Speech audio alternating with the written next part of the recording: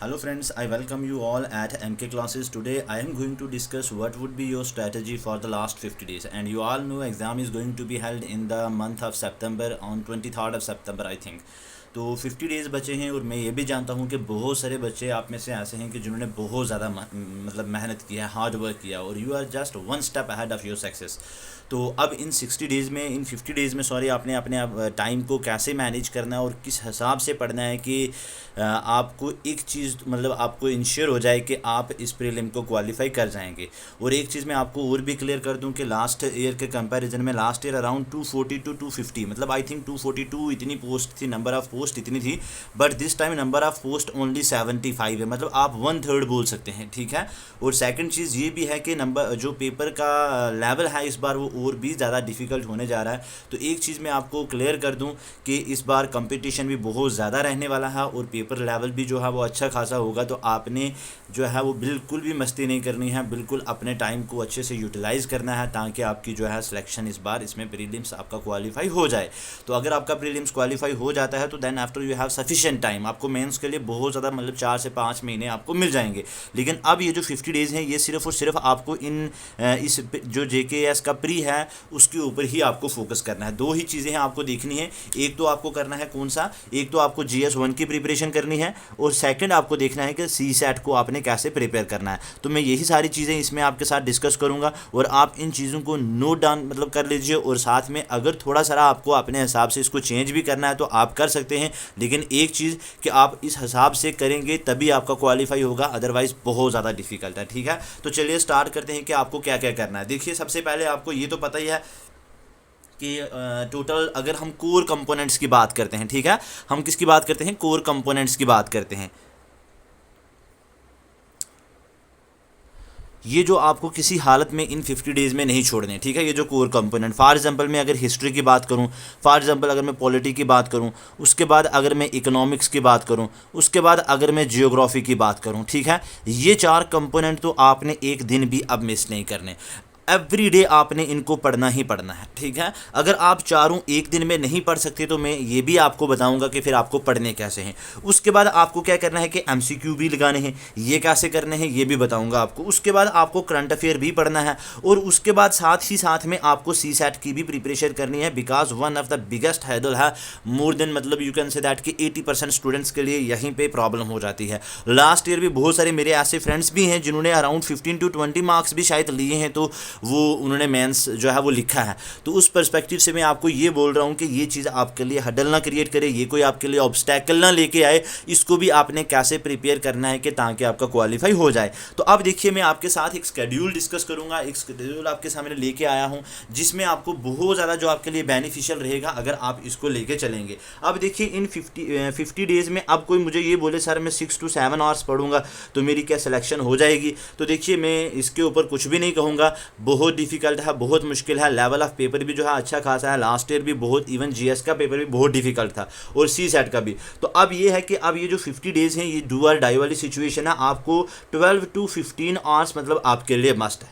अगर आप ये चाहते हैं कि आपको ये JKPSC का 2023 का एग्ज़ाम क्वालिफाई करना है तो आपके लिए 12 to 15 आवर्स आपके लिए मस्ट है। तो देखिए अब सबसे पहले मैं वन बाय वन आपके साथ डिस्कस करता हूँ कि अगर देखिए इन कोर कंपोनेंट को आपको कैसे स्टडी करना है।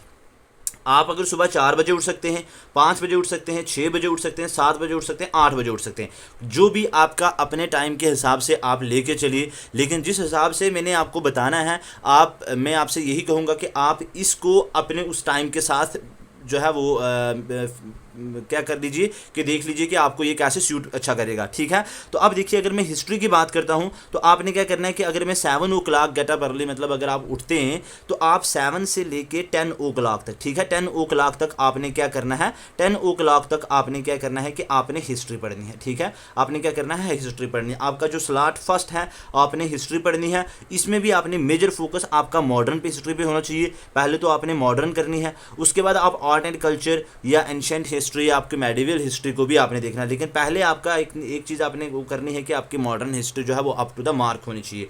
और फिर सेकंड साथ ही साथ में आपने क्या करना है, देखिए टोटल 50 डेज़ हैं, तो आप चाहे वीकली इसको डिवाइड कर लीजिए, चाहे फिर 10 डेज़ का आप रख लीजिए। फर्स्ट 10 डेज़ आप पढ़िए हिस्ट्री, मतलब ये जो हिस्ट्री इसको आप कंप्लीट रिवाइज कीजिए, क्योंकि अब आपने, मैं यही एक्सपेक्ट करता हूँ कि आपने सारी चीज़ें पढ़ के रखी होंगी। और फिर नेक्स्ट 10 डेज़ आप पॉलिटिकल साइंस पढ़िए, आप पॉलिटी पढ़िए, ठीक है। आपने इन दोनों चीज़ों को, ये जो 50 डेज़ मैंने आपको बताया है, ये जो 50 डेज़ मैंने आपको बताया है, इन 50 डेज़ में एवरी 10 डे आपने, हर 10 डेज़ मतलब अल्टरनेटली, पहले 10 डेज़ आपने हिस्ट्री पढ़नी है, फिर 10 डेज़ आपने पॉलिटी पढ़नी है, फिर से 10 डेज़ आपने हिस्ट्री पढ़नी है, फिर से पॉलिटी पढ़नी है, तो आपके 40 डेज़ हो जाएंगे। फिर से 10 दिन बचते हैं, तो फिर उस 10 दिनों में आपने दोनों कंपोनेंट्स को रिवाइज करना है। आपने फिर से तो मिनिमम आपकी मतलब 2 से ज़्यादा ही आपकी रिवीजन, 2 और 3 के बीच में हम बोल सकते हैं, या 3 रिवीजन्स आपकी जो है वो हो जाएंगी इन 50 डेज़ में इन 2 कंपोनेंट की। तो आप ये मान लीजिए कि मतलब आप 10 to 15 क्वेश्चंस इसमें से भी आते हैं, 10 to 15 आप मिनिमम की बात कर रहा हूँ मैं, इसमें से भी आ जाएंगे। तो अगर आपके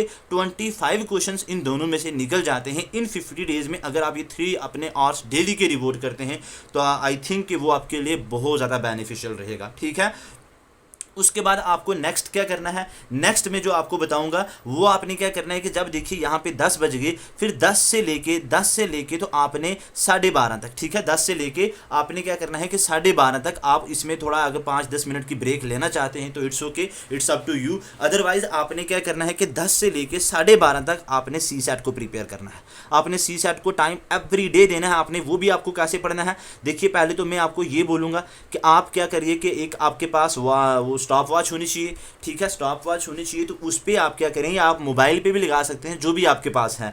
तो आपने क्या करना है कि 40 मिनट्स डेली आपको देने हैं कंप्रीहेंशन के पैसेजेस सॉल्व करने वो वाले, ठीक है, वो पैसेजेस आपको सॉल्व करने। और मिनिमम आपका ऐसा होना चाहिए, मिनिमम आपको 20 to 25 पैसेजेस डेली आपको सॉल्व करने ही करने। अगर देखिए आप इससे कम पैसेजेस सॉल्व कर रहे हैं तो आप अपने उस सिलेक्शन को जो है वो मतलब में 50-50 में डाल रहे हैं, ठीक है। तो आपने क्या करना है कि ये 20 to 25 पैसेजेस एवरी डे आपको सॉल्व करने ही करने हैं, वो भी कोशिश करनी है कि इन 40 मिनट्स में। और फिर जो 20 मिनट्स आपके पास बचते हैं 1 आवर में से, उस 20 मिनट्स में आपने इसकी इवैल्यूएशन करनी है, आपने चेक करना है कि आपको कहाँ पे गलती हो रही है, आप किस पॉइंट पे, मतलब जो उसका इन्फ्रेंस है, कोरोलरी है, थीम है, टाइटल है, कहाँ पे आपकी मिस्टेक हो रही है, आप उन चीज़ों को करेक्ट करोगे, ठीक है, उनको रेक्टिफाई करोगे। उसके बाद आपके पास बच जाएगा फिर कितना, आपने देखिए इस मतलब ये 2.5 घंटे का स्लॉट मैंने आपको बताया, 1 घंटा तो आपका यहाँ पे चल गया। उसके बाद बच जाता है आपका 1.5 आवर। 1.5 आवर में आपने क्या करना है, आपने मैथ और साथ में रीजनिंग करनी है। और इसमें भी आप क्या कर सकते हैं, इसमें भी आप 10 डेज ईच, 10 डेज आप क्या कर सकते हैं कि इनको 10 डेज के स्लॉट में डिवाइड करके तो आप उस हिसाब से पढ़ सकते हैं। मैथ के जो इंपॉर्टेंट हैं, जिनसे एग्जाम मतलब में आपको क्वेश्चन डेफिनेटली आ सकता है, वो सारे के सारे टॉपिक मैंने अपलोड किए हैं। और मेरा जो मैंने जिस हिसाब से किए हैं, मैंने किसी को मास्टर्स या ग्रेजुएट लेवल का जो मैथ या इवन 11th-12th का मैथ तो नहीं पढ़ाना था, लेकिन जो कम्पिटिटिव एग्जाम्स के लिए स्पेशली JKS या UPSC के पर्सपेक्टिव से वो मैंने सारी चीज़ें डिस्कस की हैं with logic, with formula, with trick, तो जो कि आपको बहुत ज़्यादा हेल्प करेगा। तो आप उन लेक्चर्स को एक बार देख लीजिए, या फिर आपको जहाँ से आपने पढ़ा है वहाँ से आपको देख लेना, ठीक है।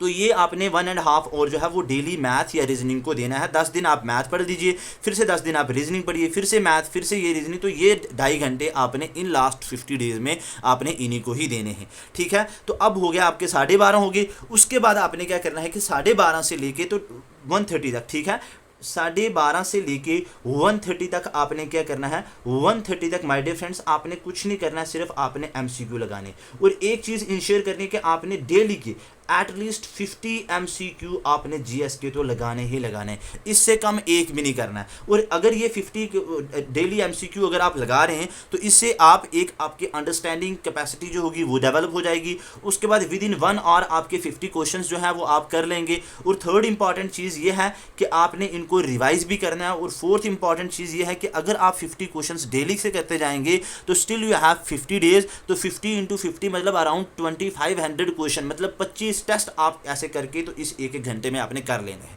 तो ये MCQ, ये मॉक, ये आपके लिए बहुत ज़्यादा इंपॉर्टेंट है। तो ये आपने हर हाल में करने ही करने हैं, ठीक है। तो ये हो गया। उसके बाद 1:30 से लेके 1:30 से आप आगे नेक्स्ट ब्रेक ले सकते हैं। 1:30 से लेके ठीक है। 1:30 से लेकर 2:30 तक, इनफैक्ट अगर आप 3 बजे तक भी अगर आप ब्रेक लेना चाहते हैं, आप अपना लंच कीजिए, ब्रेक लीजिए, और उसके बाद फिर 3 बजे आपको अपने लाइब्रेरी पे या अपने स्टडी टेबल पे होना ही होना है। और 3 to 6 PM आपने क्या करना है माय डियर फ्रेंड्स, आपने इस 3 to 6 PM आपने क्या करना है कि यहाँ पे देखिए आपने 2 कंपोनेंट किए थे कवर। कौन कौन से किए थे?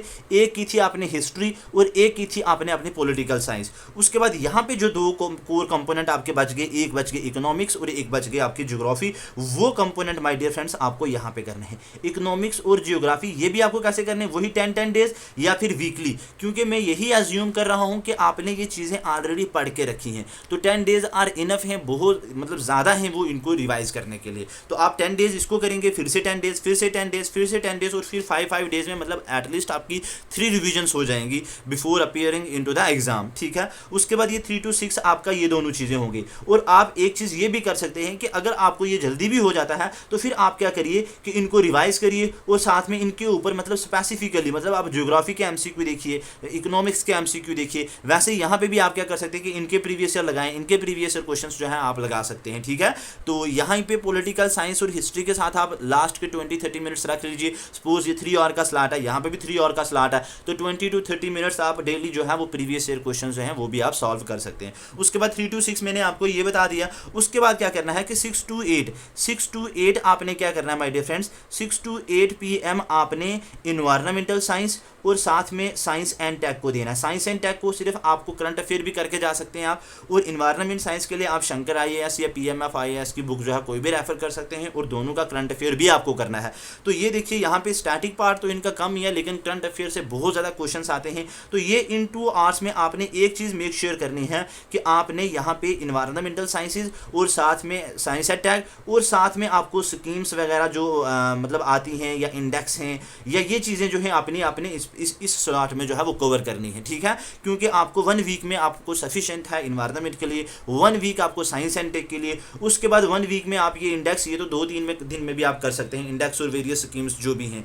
उसके बाद ये सारी चीज़ें आपने इसी टाइम पे ही इन दोनों को करना है। तो 50 डेज तक आपने ये 2 आवर्स में बस यही दोनों सब्जेक्ट जो हैं, यही दोनों कंपोनेंट्स आपको पढ़ने हैं। और लास्ट इंपॉर्टेंट चीज़ आपको क्या करनी है, लास्ट इंपॉर्टेंट आपको 8 to 10 जो है आपको माय डियर फ्रेंड्स क्या करना है, आपको क्या करना है कि करंट अफेयर पढ़ना है। क्या पढ़ना है आपको? करंट अफेयर जो भी है, स्पेशली आपका इकोनॉमिक्स का, इन्वायरमेंट का और साइंस एंड टेक का, और साथ में आपको आर्ट एंड कल्चर का। इनके ऊपर आपको फोकस बहुत ज़्यादा होना चाहिए, इन्हीं के ऊपर इनको, और साथ में प्लस आपका IR।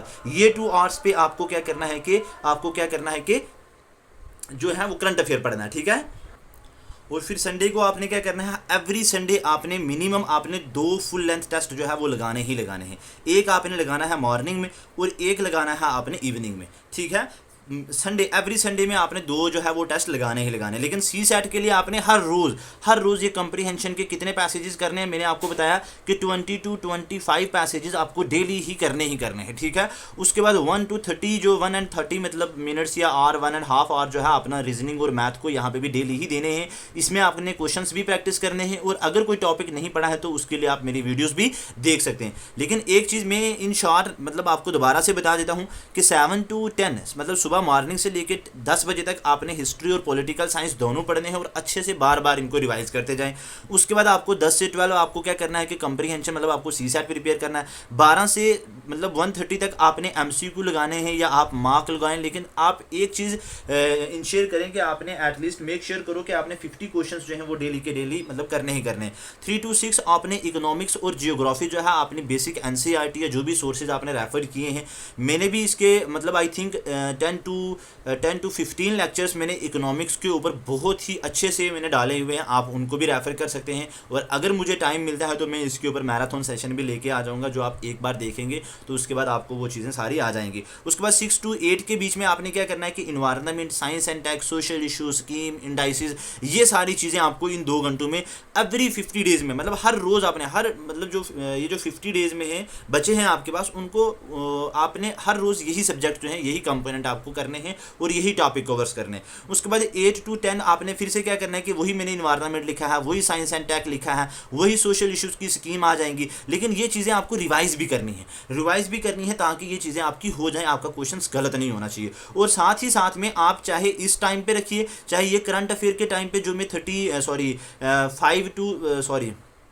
3 to 5 मिनट्स की जो मैंने सीरीज लॉन्च की है जिसमें टारगेट 130 प्लस है मेरा, आप उस सीरीज में एक एक वीडियोज़ को आपने वॉच करना है। और ये भी करना है कि आप साइड पे अपने वाइट पेज रखिए और इन चीज़ों को नोट डाउन करते जाइए, ताकि जब आपके पास 15 दिन बचेंगे तो आप उन चीज़ों को रिवाइज करो, ठीक है। 2-2 3-3 बार उनको रिवाइज करना है। अभी से आपने उनको देखते जाना है और साथ में लिखते जाना है, ठीक है, ताकि वो लास्ट के मतलब जो है आपके डेज में उनको आप रिवाइज कर सको। और अगर आपको उनमें से 20 to 30 क्वेश्चन आ जाते हैं तो मैं आपको एश्योरेंस देता हूं कि आप रेस्ट ऑफ द एस्पिरेंट के कंपैरिजन में यू स्कोर बेटर, ठीक है। और उसके बाद हर एक संडे में आपने क्या करना है कि एवरी संडे आपने 2 टेस्ट देने हैं, एक मॉर्निंग में जीएस का ही देना है और एक आपने किसका करना है कि इवनिंग में आपने उसका टेस्ट देना है। और फिर उनको इवेलुएट करो और देखो आपके कहाँ पे मिस्टेक्स हैं, कहाँ पे कौन सा आपका वीक पार्ट है, ठीक है। अगर सपोज आपको हिस्ट्री वीक लग रही है तो आप हिस्ट्री की 1-2 ज़्यादा कर लो, 1-2 दिन ज़्यादा बढ़ा दो। अगर आपका लग रहा है कि इकोनॉमिक्स आपकी वीक है तो आप उसको थोड़ा ज़्यादा टाइम दे दो। अगर आपको कोई दूसरा कंपोनेंट साइंस एंड टेक ला रहा है तो उसमें आप थोड़ा ज़्यादा टाइम जो है वो डिवोट करो। तो ये कोई फिक्स्ड नहीं है, इसको आप ये मतलब फ्लेक्सिबल है, आप इसको अपने हिसाब से चेंज कर सकते हैं, लेकिन ये मस्ट है। अगर आप इसको फॉलो करेंगे रिलीजियसली तो मतलब डेफिनेटली मैं आपको ये चीज़ बता दूं कि आपने क्वालिफाई कर जाना है, तो ठीक है। तो आप फिर भी अगर कहीं भी आपको प्रॉब्लम आती है तो आप मेरे साथ शेयर कर सकते हैं मेरे टेलीग्राम ग्रुप पे, या फिर आप ये काम कर सकते हैं कि मुझे कमेंट सेक्शन में बता सकते हैं। तो थैंक यू सो मच।